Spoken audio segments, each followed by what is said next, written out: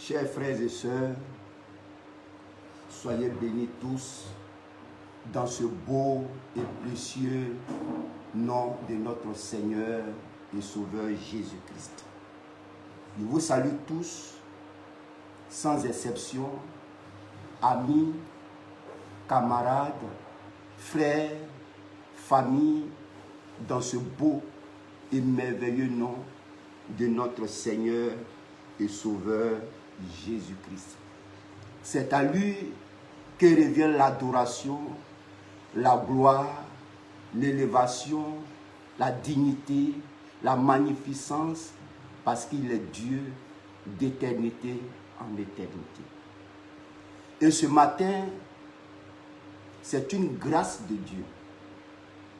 Une grâce de Dieu encore de m'adresser à vous ce matin, à toutes les familles, à tous les amis, à tous les parents, à tous les frères, dans ce merveilleux nom de notre Seigneur et Sauveur Jésus-Christ. Et j'ai un message à cœur de partager avec nos parents, un message à cœur de partager avec nos amis, afin que nous puissions véritablement être en connexion avec Dieu. Et ce matin, je suis dans la joie de partager ce message avec vous. Et je voulais vous saluer premièrement avec cette écriture de Actes chapitre 17. Actes chapitre 17 que je vais lire avant de rentrer dans le but de notre sujet de ce jour. La proclamation de l'évangile de Dieu en ce temps de la fin de la grâce. Et c'est un temps qui a été alloué aux nations pour que nous puissions connaître notre Dieu, pour que nous puissions connaître le Créateur. Et ce temps de la grâce qui a été alloué vraiment tire à sa fin. Et il est important que nos parents, nos amis, nos frères, nos aînés, nos frères dans la chair puissent vraiment comprendre véritablement la parole de Dieu. Et ce matin, c'est la proclamation de l'évangile de Dieu en ce temps de la fin de la grâce. Et c'est de cela que nous allons parler ce matin. Mais premièrement, je vous salue avec cette écriture de Actes chapitre 17, du verset 24 jusqu'au verset 25. Au verset 24 de Actes chapitre 17, il nous a dit ceci en Actes chapitre 24. Il dit, le Dieu qui a fait le monde et tout ce qui s'y trouve, étant le Seigneur du ciel et de la terre, n'habite point dans des temples faits de mains d'hommes. Il n'est point servi par des mains humaines, comme s'il avait besoin de quoi que ce soit. Lui qui donne à tous la vie, la respiration et toutes choses. Celui-là, son nom est Jésus-Christ. Parce que le Dieu même véritable, le Dieu qui est digne d'être adoré, d'être loué, ce même Dieu, le Sauveur, le Seigneur, le Créateur de toutes choses, n'est rien d'autre que la personne de notre Seigneur Jésus-Christ. Et c'est dans ce beau nom que je vous salue ce matin, tous, famille, amis, camarades. Et j'aimerais que vous soyez concentrés jusqu'à la fin pour comprendre le but même de ce message de ce matin. La proclamation de l'évangile de Dieu en ce temps de la fin de la grâce. Et dans cette proclamation de l'évangile de Dieu en ce temps de la fin de la grâce, dans cette proclamation, il y a d'abord la Bible, le seul livre digne de foi, le véritable livre, la parole de Dieu. C'est lui. c'est de lui que nous allons parler ce matin. Parce que même le départ en vue même du salut, c'est de croire que la Bible est le seul livre vrai, digne de foi, qui nous conduit dans les intimités du seul et vrai Dieu dont le nom est Jésus-Christ. Et ce matin, c'est avec joie, c'est avec reconnaissance que je vais partager ce moment-là avec vous, afin que nous puissions comprendre vraiment les choses les plus importantes aujourd'hui. Donc, je disais que la proclamation de l'évangile de Dieu en ce temps de la fin de la grâce. Et je veux aussi rappeler un sujet. D'abord, avant que nous allions dans le but même de notre sujet, je voulais rappeler ceci. Qu'il nous est dit dans le livre de Jude, dans le livre de Jude chapitre 1, puisque le livre de Jude est un seul chapitre. Donc dans le livre de Jude chapitre 1, le verset 3, je vais rappeler quelque chose d'abord. Dans le chapitre de Jude chapitre 1, au verset 3, il dit ceci, au verset 3, je veux vous rappeler, je veux ici, au verset 3, je remonte jusqu'au verset 3, au verset 3 il dit, bien-aimés, je désirais vivement vous écrire au sujet de notre salut commun. Je me suis senti obligé de le faire afin de vous exhorter à combattre pour la foi qui a été transmise aux saints une fois pour toutes. Ici, avant qu'on va rentrer dans le but de notre sujet, je voulais rappeler ceci. La foi qui a été transmise une fois pour toutes aux saints. Et c'est Jude, conduit par le Saint-Esprit, a fait cette déclaration. En réalité, cela nous concerne. À nous qui avons compris Dieu, à nous qui avons accepté Dieu, à nous qui avons fait l'expérience du salut avec Dieu. C'est à nous que cette parole est adressée. Il est dit à combattre pour la foi qui a été transmise une fois pour toutes aux saints. Mais quelle est cette foi qui a été transmise une fois pour toutes aux saints?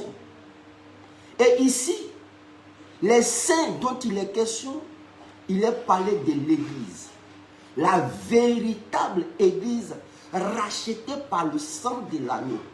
C'est cette Église-là, c'est à elle qu'a été transmise une fois pour toutes la foi véritable. Donc, cette foi-là, qu'en en est-il à cette foi? De quelle foi il s'agit? Ici, il s'agit de la foi biblique. Depuis Genèse 1 jusqu'à Apocalypse 22, toutes ces écritures, dans leur ensemble, est la foi qui a été transmise une fois pour toutes aux saints. La foi biblique ou l'enseignement de la Bible. Regardez par exemple, l'apôtre Paul, revenons à l'apôtre Paul, parce que dans Jude, l'apôtre et serviteur Jude nous disait à combattre. Ce n'est pas la guerre, ce n'est pas la guerre, mais ce combat-là, c'est de demeurer, c'est d'attraper, s'agripper à la véritable foi, aux véritables enseignements de la Bible, à rester cramponné dessus, à l'accepter, à la garder, cet enseignement de la Bible, de Genèse jusqu'à l'Apocalypse. Vous voyez, et l'apôtre Paul nous disait aussi, dans le livre d'Éphésiens chapitre 4, il nous dit quelque chose qui nous ramène encore à ce que Jude nous a dit. Allons en Éphésiens chapitre 4. En Éphésiens chapitre 4 ici, en Éphésiens chapitre 4, au verset 4. Il nous a dit ici au verset 4, il y a un seul corps et un seul esprit, comme aussi vous avez été appelés à une seule espérance par votre vocation. Il y a un seul Seigneur, une seule foi, un seul baptême. Il y a une seule foi, une seule foi. C'est de cette foi-là que Jude a parlé. La foi à l'enseignement de la Bible, de Genèse jusqu'à l'Apocalypse. C'est ça, la foi qui a été transmise aux saints une fois pour toutes. Lorsqu'on parle de cette foi, on fait aussi référence à la doctrine des 12 apôtres. Et nous verrons que c'est de ça qu'il est question. On va voir cela. Donc, Paul nous dit qu'il y a une seule foi. C'est à cette foi dont Jude a parlé que l'apôtre Paul fait référence. Vous voyez? Donc, la seule foi là, c'est en elle que nous devons demeurer. C'est en elle que nous devons rester. Et non sortir en dehors de cette foi. Vous voyez? Il poursuit encore. Dans 2 Timothée 4. Retournons encore dans 2 Timothée 4. Dans 2 Timothée 4, ici, au verset 7, Paul dit quelque chose de très important. Paul nous dit quelque chose de très important. Il dit ceci, au verset 7, « J'ai combattu le bon combat. » Paul n'a pas fait la guerre. Paul ne s'est pas battu avec des gens, avec des armes ou avec des poings. Mais Paul dit, j'ai combattu le bon combat. Mais quel était ce bon combat? C'est la foi qui avait été transmise une fois pour toutes aux saints. C'est cette foi-là qu'il a gardée et qu'il a donnée en retour. Il n'a pas laissé cette foi. Il n'a pas abandonné cette foi. Mais il est resté demeuré dans cette foi qui lui a été transmise, qui lui a été enseignée. C'est cette foi-là qu'il est demeuré dedans, attaché à cette foi, et lui-même aussi l'a retransmise dans les enseignements. C'est cette foi qu'il a combattue. Quand les gens parlaient, il ramenait les gens à cette véritable foi. Il disait ici, j'ai combattu le bon combat. J'ai achevé la course. Il est demeuré dedans. Il n'a pas laissé cette foi. La foi de l'enseignement biblique, ce qui lui avait été révélé en tant que vérité, en tant que parole de Dieu, en tant qu'enseignement de Dieu. Il est resté demeuré dedans jusqu'à la fin de sa vie. Il dit encore, j'ai gardé la foi. Il a gardé ça. Il est resté dedans jusqu'à il est mort. C'est cette foi-là dont Jude nous parle. Et Jude, dans son épître, nous disait à combattre pour la foi qui nous a été transmise une fois pour toutes. Cette foi-là, tout véritable chrétien, tout véritable serviteur va rester attaché, va demeurer dans cette foi, dans l'enseignement de la Bible. Il va rester attaché à ça, au véritable enseignement de la Bible. Il va rester attaché à ça jusqu'à la fin de sa vie. C'est ce que aujourd'hui nous devons faire. Donc Jude nous a donné la chose principale. Il nous a donné cet enseignement à nous tous. Et cela est important. Donc Paul disait, j'ai gardé la foi. Il est resté avec ça. Il est resté avec la vérité de la Bible. Il est resté dans la foi. Il a gardé tout ça jusqu'à la fin de sa vie, lui. C'est ainsi que nous aussi.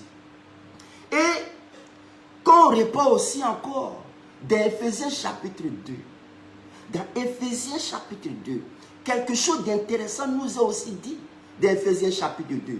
Retournons en Éphésiens chapitre 2. Éphésiens chapitre 2. Regardez ici, commençons au verset 19. Éphésiens chapitre 2, le verset 19. Commençons. Il dit ici, au verset 19.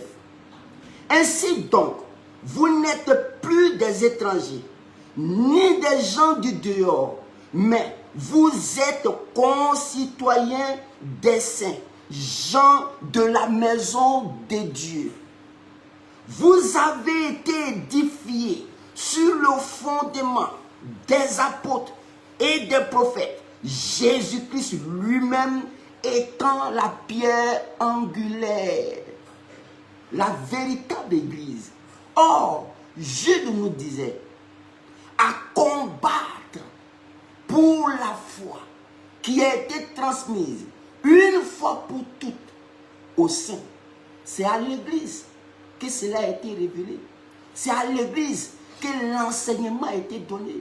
C'est à l'église que tous les enseignements ont été donnés. C'est à l'église.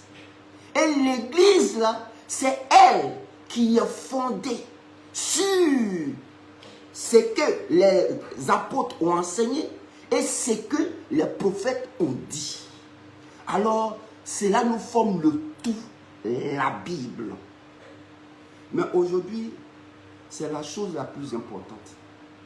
La chose la plus importante que le véritable chrétien, la véritable église, la véritable assemblée, on la reconnaîtra par la foi dans l'enseignement de la Bible. C'est ainsi. C'est là aujourd'hui. Et que Dieu nous fasse grâce. Et que Dieu nous fasse grâce. Et que nous puissions comprendre ces choses. Car il est important pour nous tous. À lui soit la gloire au nom de Jésus-Christ. Et maintenant parlons de ce livre. Et si vous avez bien même compris, on a déjà même parlé de ce livre. Parce qu'il est dit dans Éphésiens chapitre 2, du verset 19 jusqu'au verset 20. Vous n'êtes plus les gens du dehors, mais vous êtes les gens de la maison de Dieu. Et vous avez été édifiés sur le fondement des prophètes et des apôtres. Jésus-Christ étant la pierre angulaire. Et ça, notre cœur est reconnaissant vis-à-vis de cela. La véritable Église a profondément l'enseignement des 12 apôtres et ce que les prophètes ont dit. Et on verra même que les apôtres eux-mêmes, en leur temps, se sont référés à tout ce que les prophètes ont dit. 845 citations ont été tirées de l'Ancien Testament, dont nous voyons l'accomplissement dans le Nouveau Testament. 333, c'est référent au Seigneur Jésus-Christ. Et 109 prédictions qui se sont accomplies. Vous voyez, c'est le tout même qui est la Bible. Lisons par exemple dans Actes chapitre. On va lire par exemple ici dans Romains chapitre 15. Lisons quelque chose ici dans Romains chapitre 15 au verset 4. En Romains chapitre 15, nous venons à la Bible maintenant. En Romains chapitre 15 verset 4, il dit: or, tout ce qui a été écrit d'avance l'a été pour notre instruction, afin que, par la patience et par la consolation que donnent les Écritures, nous possédions l'espérance. Voyez ici, ce que Paul dit. Il dit: or, tout ce qui a été écrit d'avance. Mais cela rejoint ce que nous étions en train de dire. Tout ce qui a été écrit d'avance, aujourd'hui pour nous, se référant aujourd'hui à la Bible, nous pouvons dire comme Paul: or, tout ce qui a été écrit d'avance, dans l'Ancien et dans le Nouveau Testament, l'a été pour notre instruction biblique. Tout ce qui a été écrit d'avance. Mais qu'est-ce qui a été écrit d'avance? Lorsqu'aujourd'hui, nous, on est assis, pour nous, qu'est-ce qui a été écrit d'avance? Genèse a été écrit d'avance. Exode a été écrit d'avance. Lévitique a été écrit d'avance. Deutéronome a été écrit d'avance. Lévitique a été écrit d'avance. Même le livre des prophètes, le livre des juges, tout ça a été écrit d'avance. Lorsqu'on revient aux évangiles, les évangiles ont été écrits d'avance. Lorsqu'on revient aux épîtres des apôtres, cela a été écrit d'avance. Lorsqu'on revient au livre de l'Apocalypse, cela a été écrit d'avance. Donc pour nous, comme Paul, nous pouvons dire, oh, tout ce qui a été écrit d'avance, l'a été pour nous notre instruction biblique. Tout ce qui a été écrit d'avance. Pour moi, les épîtres ont été écrits d'avance pour que cela me serve d'instruction biblique. Les évangiles, selon Jean, Matthieu, Marc, Luc, ont été écrits d'avance pour que cela me serve d'instruction biblique. Le livre d'Apocalypse, le livre de Jude, le livre, les épîtres de Jean, de Pierre, tout ça a été écrit d'avance pour que moi aussi, en mon temps, lorsque je m'assois, je me réfère à ce qu'ils ont écrit.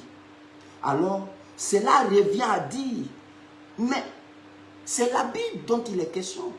Lorsqu'il dit tout ce qui a été écrit d'avance, il nous parle de la Bible. Il nous parle des Écritures. Depuis Genèse jusqu'à l'Apocalypse, c'est de ça qu'il nous parle. Et ça, c'est important. Et ça, c'est très important que Dieu puisse vraiment faire grâce. Et qu'il puisse ouvrir les yeux de nos frères. Les yeux de ceux-mêmes qui ne croient pas que la Bible est la parole de Dieu. Que Dieu puisse les aider. Que Dieu puisse les ouvrir les yeux et comprendre de quoi il est question. La Bible, c'est le seul livre vrai. En dehors de la Bible, il n'y a pas d'autre livre vrai. Il n'y a pas d'autre livre vrai. En dehors de la Bible, il n'y a pas d'autre livre vrai. La Bible est le seul livre digne de foi, vrai. Et c'est la parole de Dieu. Vous allez entendre des gens qui vont vous dire, la Bible n'est pas la parole de Dieu. Ils vont vous dire que la Bible est incomplète. Il a le droit de dire ça, mais il est séduit. Il a le droit de le dire, mais il est séduit. Il est séduit. Pour nous, la Bible est la parole de Dieu. Et c'est de ça que nous sommes en train de prouver. Voyez, on retourne ici encore. Regardez ce que Paul nous écrit encore. Ce que Paul dit. Paul dit quelque chose encore de très important. Après avoir écrit dans le livre des Romains, il dit, oh, tout ce qui a été écrit d'avance l'a été pour notre instruction biblique. Oui, mais ce qui a été écrit d'avance pour notre instruction biblique est inspiré de Dieu. Écoutons ce que Paul nous dit dans 2 Timothée 3. Dans 2 Timothée 3, verset 16. Dans 2 Timothée 3, verset 16, regardez ce que Paul dit. Paul écrit ceci. Il dit, toute écriture, Genèse jusqu'à l'Apocalypse, toute écriture est inspirée de Dieu. Toute écriture, Genèse 1 est inspirée de Dieu. Apocalypse 1 est inspiré de Dieu. Tout, depuis le premier verset jusqu'au dernier verset, tout est inspiré de Dieu. Tout. Mais quel livre peut être plus parfait que la Bible? Quel livre peut être plus parfait que la Bible? C'est le seul livre vrai. Il dit ici, toute écriture est inspirée de Dieu et utile pour enseigner. Voilà. Utile pour enseigner. C'est ici. C'est ici. C'est pourquoi, si vous ne croyez pas que la Bible est la parole de Dieu, si vous ne la croyez pas, dans son entièreté. Il n'est même pas question de parler de salut. Oubliez cette affaire de salut. Si vous ne croyez pas que la Bible est la parole de Dieu, laissez l'affaire de salut. Ce n'est même pas la peine. Il dit, il n'y a aucun livre sur la terre. Aucun livre ne peut rivaliser à la Bible. Il n'y a pas de livre. Le seul livre vrai qui nous conduit même dans les profondeurs de Dieu, c'est la Bible. Il n'y a aucun livre. Écoutons. Toute écriture est inspirée de Dieu et utile pour enseigner, pour convaincre. Pour convaincre. Oui, pour convaincre. Si quelqu'un ne croit pas, par le Saint-Esprit, il va le convaincre à croire. Oui, pour convaincre, pour corriger vos doctrines que vous avez,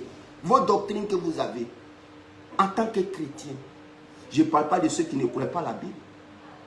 Je ne parle pas de ceux qui ont leur livre à eux-mêmes, je ne parle pas d'eux. Mais pour nous qui utilisons la Bible, pour corriger, c'est ici encore. Pour instruire, c'est ici encore. Oui, dans la justice, c'est ici. C'est le véritable livre. Oui, c'est le véritable livre. Tu veux savoir qui est Dieu? C'est ici qu'il faut chercher. Il ne faut pas chercher dans les autres livres. Tu veux connaître qui est Dieu? Viens dans la Bible, tu connaîtras qui est Dieu. Tu veux connaître qui est Dieu? Il faut regarder dans la Bible. Demande à Dieu de te faire grâce, de te donner la compréhension pour que tu puisses savoir qui est véritablement Dieu. Et si tu veux le connaître, un seul livre va te conduire à connaître qui est Dieu. C'est la Bible. Donc, toute écriture est inspirée de Dieu. Oui, inspirée de Dieu. Tout est inspiré de Dieu.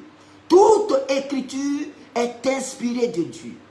Et utile pour enseigner, pour convaincre, pour corriger, pour instruire dans la justice. C'est ça. Vous comprenez que depuis Genèse chapitre 1 jusqu'à Apocalypse chapitre 22, tout ça, toutes ces écritures forment dans leur ensemble la Bible. Oui. Forment dans leur ensemble la Bible. Et c'est ça, la foi transmise une fois pour toutes à l'Église. L'Église, la véritable, croit que la Bible est la parole de Dieu. Et nous avons qui? Nous avons la parole des prophètes.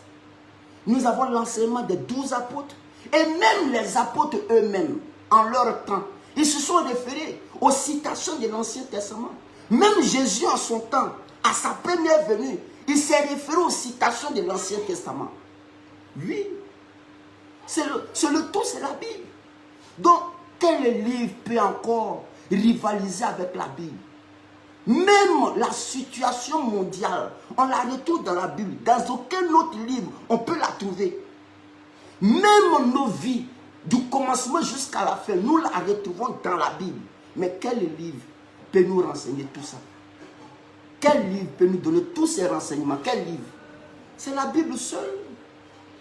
C'est pourquoi même, en vue même du salut, pour que même tu parles du salut, le commencement même, quand tu veux parler du salut, le commencement, il faut premièrement d'abord croire que la Bible, de Genèse 1 jusqu'à Apocalypse chapitre 22, tout ça, c'est la parole de Dieu et c'est vrai. Si tu ne crois pas ça, ce n'est pas la peine de parler de salut. Ce n'est même pas la peine de parler de salut. Et j'espère que vous comprenez. Et qu'est-ce que nous avons dit d'abord? Nous avons vu que Jude a écrit que nous devons combattre pour la foi qui a été transmise une fois pour toutes. Oui, Jude nous a dit. C'est pour cette foi que nous combattons aujourd'hui. C'est pourquoi quand vous venez avec des doctrines qui sont en dehors de la Bible, que les apôtres, ni Jésus, ni les prophètes n'en ont fait cas, nous rejetons ça. Voilà le combat. Voilà le combat que nous menons. Tout ce qui n'est pas conforme aux saintes écritures est rejeté. Voilà le combat. Quand c'est non, c'est non. Quand ça ne brille pas, pour dire oui, c'est la vérité, c'est rejeté. Voilà le combat.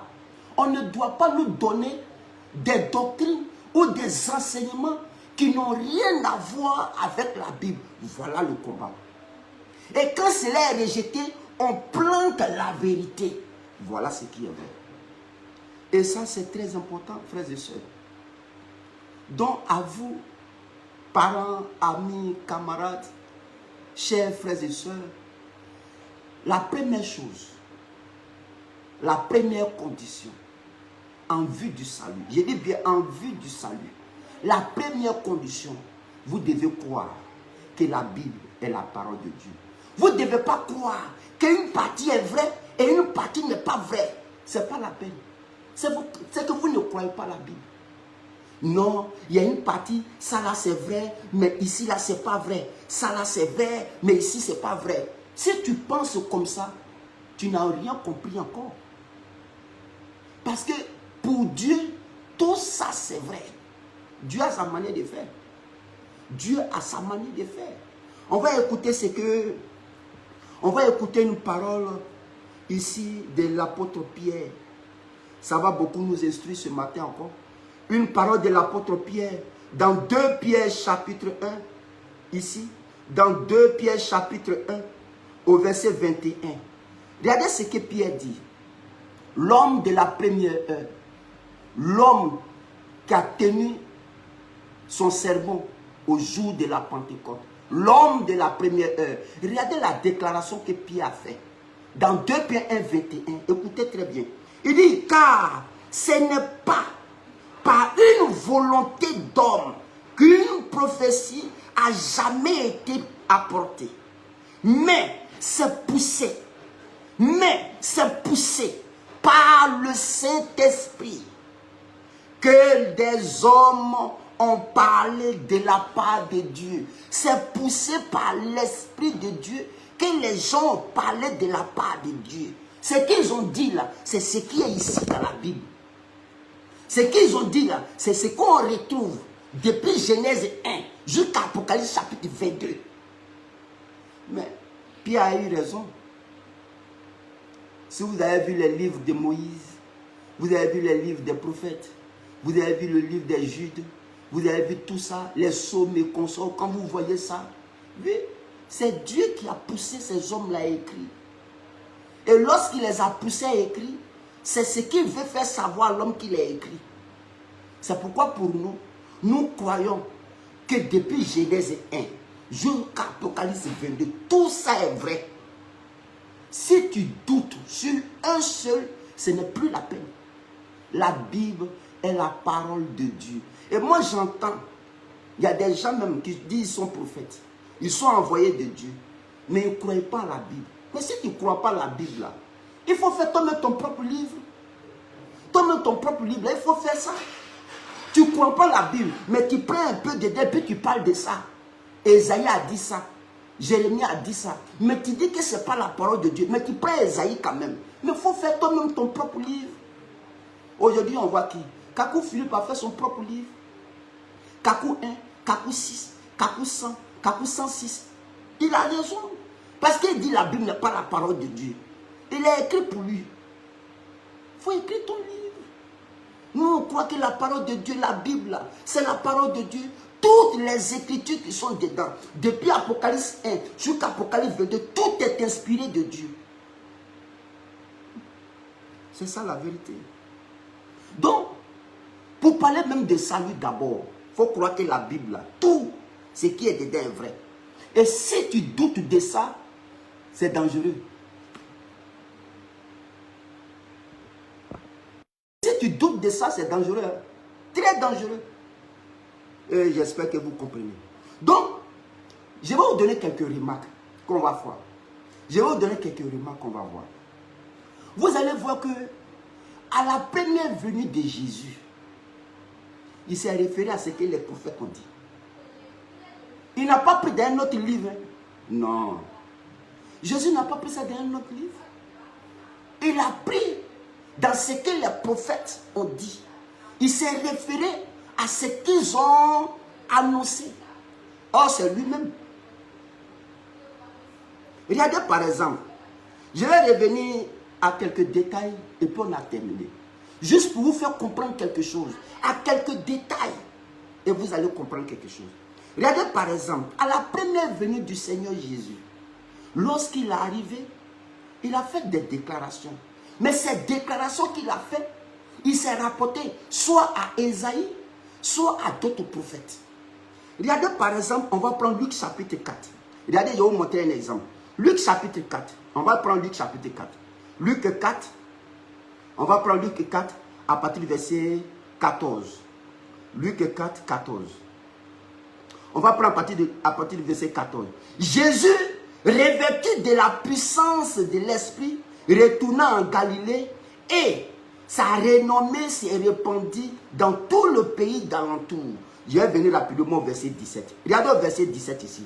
Il dit ici, je vais venir au verset 16. Au verset 16. Au verset 17. Il dit, et on lui remit le livre du prophète Ésaïe. On lui remit le livre du prophète Ésaïe. L'ayant déroulé, il trouva l'endroit où il est écrit, l'Esprit du Seigneur est sur moi, parce qu'il m'a oint pour annoncer une bonne nouvelle aux pauvres. Et il m'a envoyé pour guérir ceux qui ont le cœur troublé, pour proclamer aux captifs la délivrance et aux aveugles le recouvrement de la vue, pour renvoyer libres les opprimés, pour publier une année de grâce du Seigneur. Ensuite, il roula le livre, le remit au serviteur et s'assit. Tous ceux qui se trouvaient dans la synagogue avaient les regards fixés sur lui. Alors, il commença à leur dire, aujourd'hui, cette écriture que vous venez de lire ou d'entendre est accomplie. Ça, c'est Jésus. À sa première venue, lorsqu'il est venu dans la chair, il s'est référé au prophète Ésaïe. Ça, c'est Ésaïe 61. C'est l'Ancien Testament. Ésaïe 61, du verset 1 et 2. La première portion du verset 2. Il s'est référé à ça. Il s'est référé à ça. Mais, est-ce qu'il s'est référé à un autre livre, à part la Bible? Est-ce qu'il s'est référé à un autre livre? Non, il ne s'est pas référé à un autre livre. Plutôt, il s'est référé à ce que Ésaïe, sous l'Esprit de Dieu, a pu dire. Mais cette écriture le concernait. C'est pourquoi en ce temps-là, il disait, cette écriture que vous venez d'entendre là, elle s'est accomplie. C'est-à-dire que l'écriture d'Ésaïe 61, 1 à 2, la première portion s'est accomplie par lui dans son ministère. Mais il s'est référé à Ésaïe. On va prendre un autre exemple encore, sur Jésus encore. Regardez, il va prendre encore l'Ancien Testament. Dans Luc chapitre 24, dans Luc chapitre 24 ici, à partir du verset 25, je vais commencer ici à partir du verset 25. Dans Luc chapitre 24, à partir du verset 25. Alors, Jésus leur dit, hommes sans intelligence et dont le cœur est lent à croire tout ce qu'ont dit les prophètes. Il s'est référé aux prophètes. Il s'est référé encore aux prophètes de l'Ancien Testament. Il s'est référé aux prophètes de l'Ancien Testament. Oui, il dit, tout ce qu'ont dit les prophètes, ne fallait-il pas que le Christ souffrit toutes ces choses et qu'il entrait dans sa gloire, et commençant par Moïse et par tous les prophètes, il leur expliqua dans toutes les Écritures ce qui le concernait. Ah bon. Jésus s'est rapporté à Deutéronome 18, 15 à 18. Il s'est rapporté à ça. C'est que Moïse a dit de lui dans Deutéronome 18 là. Il s'est référé à ça. Il s'est référé aussi à Ésaïe 53. Il s'est référé aussi à beaucoup d'autres écritures, même le livre des Psaumes, Psaume 2,7. Aujourd'hui, j'étais engendré. Même il s'est référé aussi à Psaume 2,7. Parce qu'il a dit, lui, il a dit tout ce que les prophètes ont dit. Et par les Écritures, il leur montré ce qui le concernait. Je reviens au verset 44 ici. Je vais venir au verset 44. Regardez encore. Puis il a dit, c'est là ce que je vous disais lorsque j'étais encore avec vous, qu'il fallait que s'accomplisse tout ce qui est écrit de moi. Tout ce qui est écrit de moi. Ou dans la loi de Moïse, dans les prophètes et dans les psaumes. Tout ce qui est écrit de lui, dans la loi de Moïse, ce qui le concerne dans la loi de Moïse, là, il dit oui. Dans les psaumes, il dit oui. Et dans les prophètes. Mais il s'est référé à l'Ancien Testament. Il s'est référé à l'Ancien Testament. C'est la même chose. Même dans les épîtres des apôtres. Dans Actes chapitre 2 par exemple. Lorsqu'on prend dans Actes chapitre 2, du verset 14 jusqu'au verset 21, dans Actes chapitre 2, lorsque Pierre parlait au jour de la Pentecôte, mais Pierre s'est rapporté à ce que Joël a dit.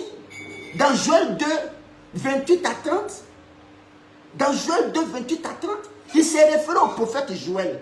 Lui, en tant qu'apôtre, il s'est référé au prophète Joël. Oui. Jésus s'est référé à qui? À Moïse, au prophète, au psaume. Pierre aussi a pris une citation de l'Ancien Testament et qu'il a ramené le jour de la Pentecôte qu'il est en train de citer. Qu'aujourd'hui, ce que vous voyez là, et cela avait été dit depuis Joël. Il a dit ça, oui. Même dans Actes chapitre 1. Dans Actes chapitre 1, il s'est référé même encore à une parole de Psaume. Psaume 109, verset 8, à ce qui concernait Judas. Il s'est référé à Psaume 109. Psaume 109, 8. Au sujet de Judas qui a laissé son ministère et qui allait en son lieu. Judas, il est parti là où il devait partir. C'est son lieu. Voyez, ils se sont référés aux citations de l'Ancien Testament. Que ce soit Pierre, que ce soit Paul, même Paul dans Romains chapitre 9.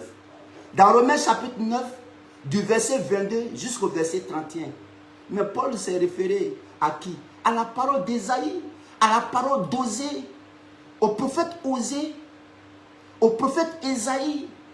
Quand vous allez lire la Bible, dans les épîtres, les apôtres se sont référés beaucoup aux citations de l'Ancien Testament. Quand vous allez voir aussi dans les Écritures, à la première venue du Seigneur, comme j'ai donné deux exemples, il s'est référé aussi aux prophètes de l'Ancien Testament.